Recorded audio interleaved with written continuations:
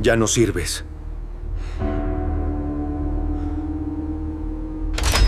Eso fue lo último que me dijeron. No grité, no discutí, bajé la mirada, porque ese día todavía no sabían quién acababan de perder. Se rieron de mí por ser viejo. No fue una risa espontánea ni ligera, fue esa risa seca, medida, cargada de desprecio que no necesita gritar para hacerte sentir pequeño. Yo llevaba más de 30 años entrando a ese taller todos los días a la misma hora.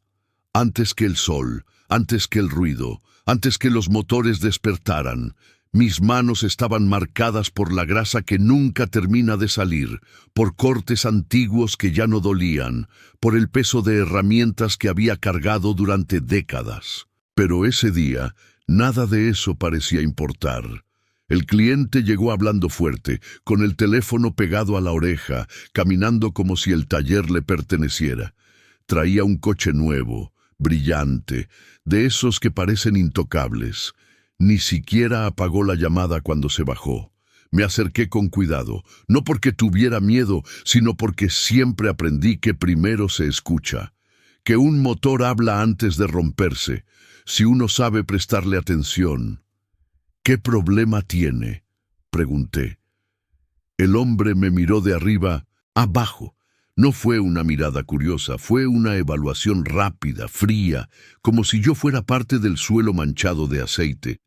¿Tú lo vas a revisar?, preguntó con una sonrisa torcida. Asentí, y entonces se rió. No solo una vez, se rió como quien confirma algo que ya pensaba. No, dijo. Prefiero a alguien que entienda de verdad. Esto no es una chatarra vieja. Algunos compañeros levantaron la vista, otros fingieron estar ocupados. Nadie dijo nada.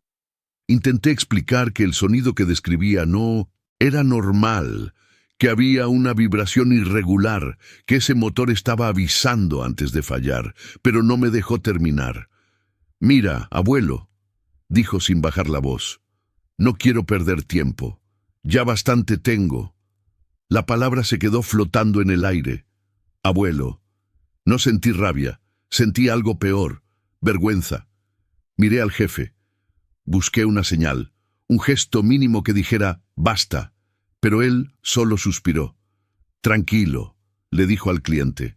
«Ahora vemos quién se encarga». Luego se volvió hacia mí. «Mejor no sigas», dijo en voz baja. «Está molesto, no entendí al principio». «Solo estaba explicando». «Pídele disculpas», me interrumpió. «No compliquemos las cosas». Sentí el pecho apretarse. «Disculpas». «¿Por qué?» «Por el malentendido», añadió. «Ya sabes cómo son estos clientes». Miré alrededor. Nadie me miraba a los ojos.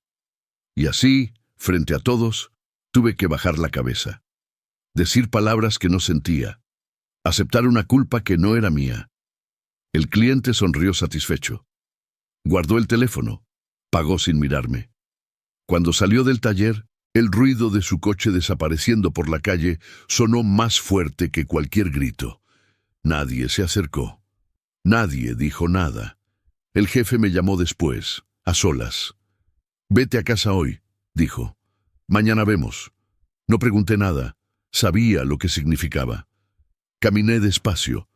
No porque mis piernas no respondieran, sino porque cada paso pesaba más que el anterior. Había pasado de ser necesario a ser invisible sin darme cuenta. En casa, me senté en silencio. Miré mis manos durante mucho tiempo.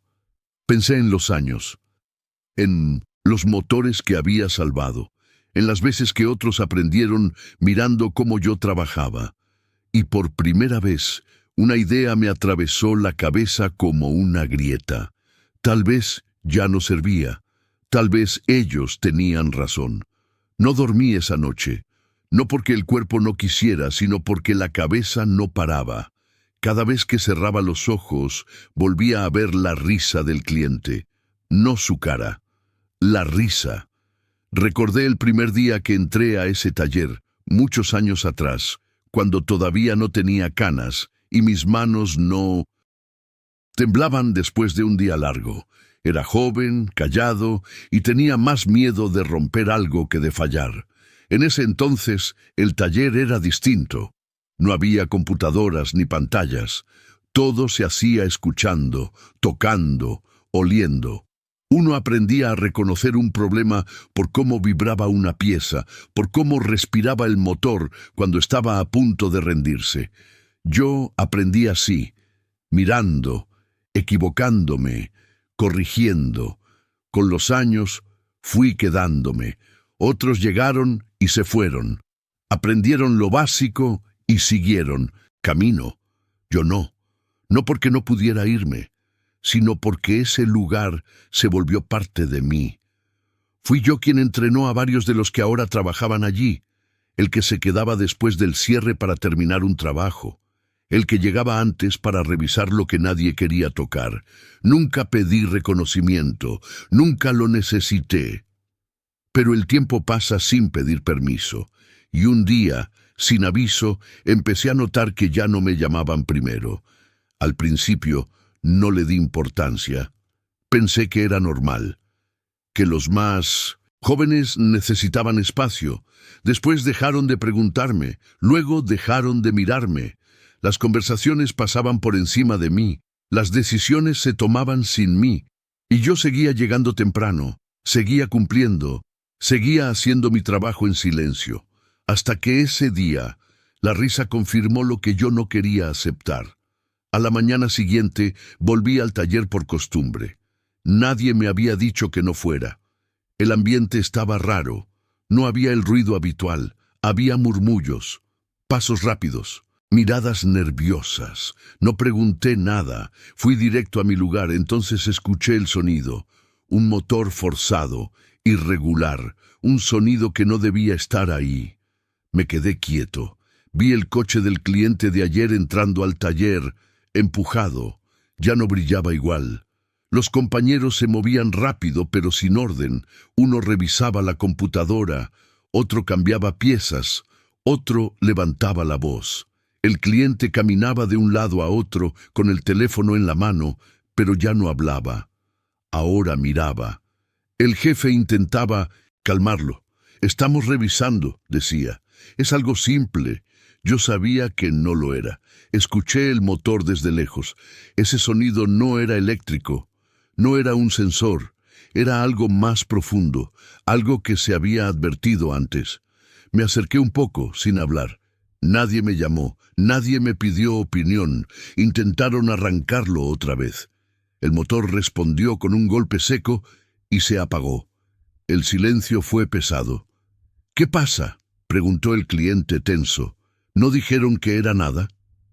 Nadie respondió. El jefe evitó mirarme. Yo di un paso atrás, no por orgullo, por cansancio. Me fui sin decir nada. Caminé sin rumbo durante un rato. No sabía a dónde ir. Solo sabía que no quería volver. Pensé en mi casa, en mis rutinas, en las mañanas que ya no parecían necesarias. Pensé, por primera vez en serio, en dejarlo todo. Horas después, el teléfono sonó. No contesté. Sonó otra vez. Tampoco. No era venganza. Era una pregunta que todavía no tenía respuesta. Si ya no servía, ¿para qué volver? El teléfono volvió a sonar. Una vez, dos, tres. Lo dejé vibrar sobre la mesa hasta que el silencio regresó a la casa. No sentí alivio. Sentí vacío. Me senté en la silla de siempre, esa que cruje cuando uno se apoya demasiado. Miré el reloj. Las horas avanzaban como si no tuvieran nada que ver conmigo. En el taller, mientras tanto, el tiempo se detenía. Lo supe después, cuando alguien me lo contó con palabras nerviosas, como si todavía le temblaran las manos. El cliente empezó a perder la paciencia. Primero preguntó, luego exigió, después gritó. «Este coche no puede fallar», decía. «Es nuevo». Los mecánicos revisaban una y otra vez lo mismo. Pantallas, códigos, sensores, cambios rápidos, soluciones que no solucionaban nada. El motor arrancaba y moría, una y otra vez. Cada intento lo empeoraba. El jefe caminaba de un lado a otro con el teléfono en la mano, sudando más de lo normal. Habló con proveedores, con otros talleres, con alguien que prometió enviar ayuda. Nada funcionaba. El coche ocupaba el centro del taller como un recordatorio incómodo. Todos lo veían, nadie lo entendía. ¿Cómo puede ser que nadie sepa qué tiene?, gritó el cliente. ¿No son profesionales? Nadie respondió. Alguien, en voz baja, dijo algo que se perdió entre el ruido. Pero el jefe lo escuchó. Miró hacia la puerta, luego al suelo. Sabía lo que significaba. Intentó evitarlo. Ordenó seguir probando, cambiar piezas, revisar de nuevo. Pero el motor no miente, y ese motor ya había hablado. Pasaron las horas. El taller empezó a vaciarse.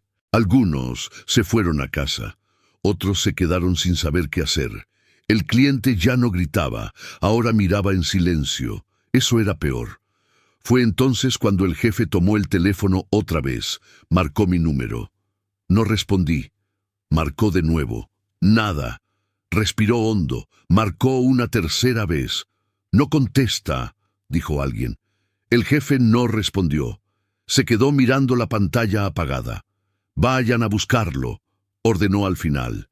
Mientras tanto, yo seguía en casa, sin moverme, sin decidir. No pensaba en el cliente, ni en el coche. Pensaba en el taller vacío cuando yo llegaba temprano, en las veces que me quedé solo arreglando lo que otros no querían tocar, en cómo nadie se dio cuenta cuando dejé de importar. El timbre sonó. No abrí. Volvió a sonar. Me levanté despacio, no con rabia, con una mezcla extraña de cansancio y claridad. Abrí la puerta. Era el jefe. No traía la misma cara de siempre. Ya no había autoridad en su postura. Había urgencia. «Necesitamos que vuelvas», dijo sin rodeos. «No podemos resolverlo». «No», respondí. «El cliente está furioso», añadió. «Esto puede costarnos mucho». Lo miré. Por primera vez, no vi a un jefe. Vi a alguien que no supo escuchar a tiempo. «¿Y ahora sí me necesitas?», pregunté con voz tranquila. No respondió de inmediato. «Fue un error», dijo al final. «Lo de ayer fue un error». No sonó a disculpa. Sonó a reconocimiento tardío. Miré mis manos otra vez, las mismas manos que habían sido ignoradas, las mismas que ahora necesitaban. Respiré hondo. «Voy», dije. «No por él, no por el cliente, por mí». El camino de vuelta al taller se me hizo largo, no por la distancia, por el silencio. Cuando entré, todos levantaron la cabeza. Nadie habló. El cliente me vio y bajó la mirada. Me acerqué al coche sin decir una palabra. Abrí el capó. Escuché. El motor habló enseguida y supe en ese instante que todo estaba a punto de cambiar. Abrí el capó despacio, no porque dudara, sino porque necesitaba escuchar sin interrupciones. El taller estaba en silencio, ese silencio incómodo que solo aparece cuando nadie sabe qué hacer y todos esperan que alguien más hable. Puse la mano sobre el motor, no para tocarlo, para sentirlo. Había algo ahí, algo que no aparecía en ninguna pantalla. «¿Y bien?», preguntó el cliente, sin levantar demasiado la voz. No respondí. Giré la llave. El motor intentó arrancar. Falló. Ese fallo no era nuevo. Era el mismo aviso que había escuchado el día anterior. Apagué todo. «¿Cuánto va a tardar?», insistió el cliente.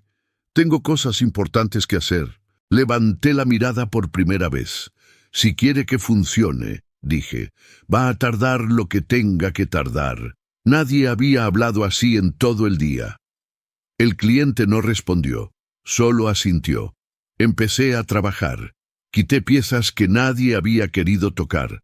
No porque fueran difíciles, sino porque daban miedo. Cada tornillo tenía historia. Cada marca decía algo. Los demás observaban desde lejos, sin acercarse, sin opinar. No necesitaba ayuda, necesitaba tiempo. Mientras trabajaba, recordé cuántas veces hice esto solo.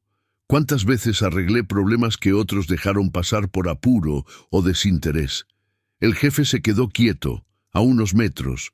No decía nada, no mandaba nada. Era la primera vez que lo veía así.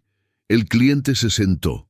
Ya no caminaba de un lado a otro, ya no gritaba, solo esperaba. Después de un rato, levanté la cabeza. El problema nunca fue el sensor, dije. Fue esto. Mostré una pieza pequeña, casi invisible. Se advirtió, añadí. Pero nadie escuchó. No lo dije con reproche. Lo dije como un hecho. Volví a armar todo con cuidado, cada movimiento lento, preciso. Cuando terminé, cerré el capó. Arranque, dije. El cliente dudó. Luego giró la llave. El motor respondió. Suave, parejo, como debía haber sonado desde el principio. Nadie habló durante varios segundos. El cliente se levantó despacio, se acercó a mí. Ayer, empezó. Ayer me equivoqué. No levanté la vista. No debí hablarle así, continuó. No sabía, no hacía falta saber, respondí. Solo respetar, asintió. Perdón, dijo. No, fue un perdón fuerte. No fue para todos, pero fue real. El jefe se acercó después. Tendría que haber intervenido, dijo. No lo hice, no respondí. No porque no importara, sino porque ya había pasado. Me limpié las manos, guardé las herramientas. ¿Mañana vienes?, preguntó. Como siempre, respondí. El cliente pagó, más de lo que correspondía. No dije nada. Se fue en silencio. El taller empezó a moverse otra vez. Pero algo había cambiado. Nadie se rió. Nadie comentó. Algunos me miraban distinto, otros evitaban hacerlo. Yo solo volví a mi lugar. Al final del día el jefe se acercó. Gracias, dijo. Lo miré. No fue por eso, respondí. Salí del taller cuando el sol empezaba a caer. Mis manos estaban cansadas, pero por primera vez en mucho tiempo no me sentí invisible. Los días siguientes no fueron distintos por fuera. El taller abrió a la misma hora. Los motores sonaron igual. El olor a aceite siguió impregnando el aire. Pero algo había cambiado. Ya no hablaban por encima de mí. Ya no decidían sin mirar primero. No porque yo lo exigiera, sino porque habían aprendido a escuchar. El cliente no volvió. Y tampoco hizo falta. El jefe empezó a llegar más temprano. No para vigilar, para observar. Una mañana, mientras yo revisaba un motor en silencio, se quedó a mi lado sin decir nada durante varios minutos. No interrumpió, no dio órdenes. Cuando terminé, asintió. Eso era, dijo. No respondí. No necesitaba hacerlo. Los más jóvenes comenzaron a preguntar, no con miedo, con respeto.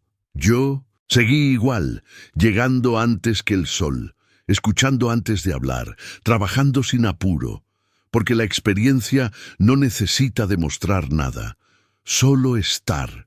A veces pienso en ese día, en la risa, en el silencio que vino después, y entiendo algo que no se aprende en ningún manual. El respeto no siempre llega a tiempo, pero cuando llega tarde, deja marca. No cambié de taller, no pedí ascensos, no conté la historia. No hizo falta, porque hay personas que pasan la vida siendo invisibles.